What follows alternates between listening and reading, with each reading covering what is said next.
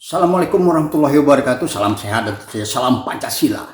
Hari ini ada yang menarik di media kita, media online khususnya tentang penangkapan mantan Bupati Tabalong Anang Safyani, di mana beliau dituduh korupsi di dalam perusahaan daerah.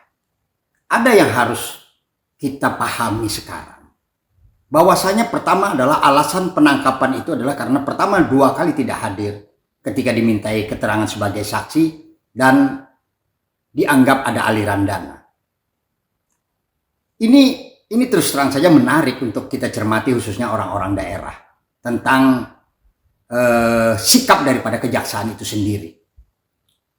Perusahaan daerah itu masuk di dalam ranah Undang-Undang Pemda 23, di mana di 2014 diatur juga di dalam PP 54. Di mana di situ ada Prumda atau BUMD yang di bawah ranah Perda, lalu ketika dia Persoroda itu masuk di dalam ranah Undang-Undang PT, Perseroan Terbatas. Dalam Undang-Undang Pemda yang mengatur tentang itu, di mana BUMD itu adalah aset yang dipisahkan, di mana badan usaha milik daerah itu memiliki direksi, lalu dia memiliki dewan pengawas. Dewan pengawas dan direksi ini memang diberhentikan, diangkat oleh pada bupati. Tetapi di dalam mekanisme menjalankan kerjanya, maka pengawas dan direksi ini adalah orang yang bertanggung jawab terhadap modal yang dimasukkan ke dalam BUMD atau Prumda itu sendiri sebagai kuasa pemilik modal. Artinya dia mewakili rakyat, mewakili pemerintah, sahamnya yang dipisahkan masuk ke dalam perusahaan daerah. Nah, yang menarik ini adalah setiap 3 bulan itu pengawas melakukan audit seperti itu, quote in quote, atas kinerja daripada direksi. Apa yang dilakukan direksi, lalu itu harus dilaporkan tentunya kalau misalnya mau langsung kepada bupati.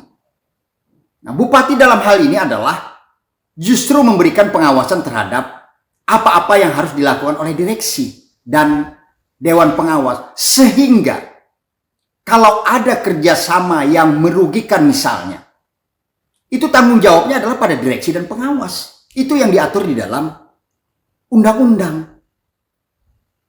Nah, tanggung jawab itu adalah berupa pergantian atau mengganti kerugian atas kebijakan yang mereka lakukan. Misalnya kebijakan bisnis dengan pihak ketiga. Nah, apabila kerugian itu memang diakibatkan oleh misalnya direksi atau tidak diawasi oleh pengawas, maka mereka inilah yang bertanggung jawab sepenuhnya. Tidak melibatkan dulu kuasa pemilik modal, dalam hal ini adalah bupati. Seandainya mereka dapat mengganti uang itu, karena ini ada tanggung jawab personal di dalamnya. Tanggung jawab pada direksi dan pengawas, orang-orang yang melaksanakan perusahaan itu. Nah, kecuali justru apabila misalnya orang-orang di direksi dan pengawas ini atas kesalahan misalnya, ini kita anggap aja kesalahan mutlak, tidak melaksanakan atau tidak mengganti kerugian itu, maka justru bupati yang dapat membawa ke ranah hukum sebagai kuasa pemilik modal. Kalau misalnya kerugian itu karena fluktuasi harga misalnya, karena ada hal-hal lain dengan pihak ketiga, maka itu bisnis to bisnis. Nah, kenapa jadi mengaitkan misalnya masuk kepada ranah korupsi? Ini yang sekarang menjadi pertanyaan kita. Apa yang dilakukan oleh kejaksaan? Oleh karenanya, saya berharap kita harus melakukan semacam statement-statement terhadap ini, mempelajari. Karena saya berpikir dengan akal, rasional, lalu hati nurani saya mengatakan bahwasanya ini ada ketidakwajaran di dalam penetapan Pak Anang Safyani sebagai tersangka. Apalagi langsung menjobloskan ke dalam penjara. Harus digarisbawahi oleh kejaksaan, Anda jangan hanya berpikir untuk menghukum orang. Kalau Anda salah langkah, kisas itu akan pasti kembali ke diri Anda.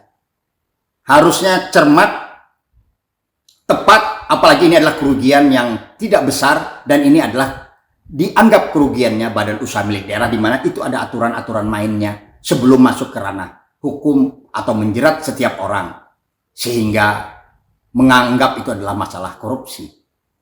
Ingat, hati-hati, apa yang kita lakukan itu pasti kembali ke diri seandainya kita salah dalam menegakkan aturan atau menegakkan hukum. Apalagi misalnya karena kekuasaan, karena Anda merasa hebat, lalu Anda bisa sekarang bertindak semena-mena. Suatu saat Anda dikejar oleh kesalahan yang Anda perbuat itu.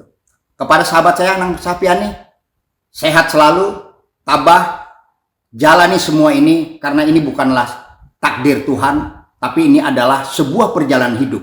Takdir itu kecuali kematian. Jadi semua masih kita upayakan tentunya oleh Pak Anang, kalau perlu pra-peradilkan, dan saya juga akan berkirim surat kepada Jaksa Agung atas hal tersebut. Menurut keyakinan saya, walaupun saya melihat dari luar, tapi saya mempelajari tentang undang-undang itu, mempelajari tentang peraturan itu, membandingkan juga kasus-kasus yang terjadi di Indonesia, jurisprudensi antara kebijakan Perumda, keputusan yang ditetapkan, putusan pengadilannya, maka apa yang Anda lakukan untuk menetapkan beliau ini adalah perlu dilihat lebih tajam lagi.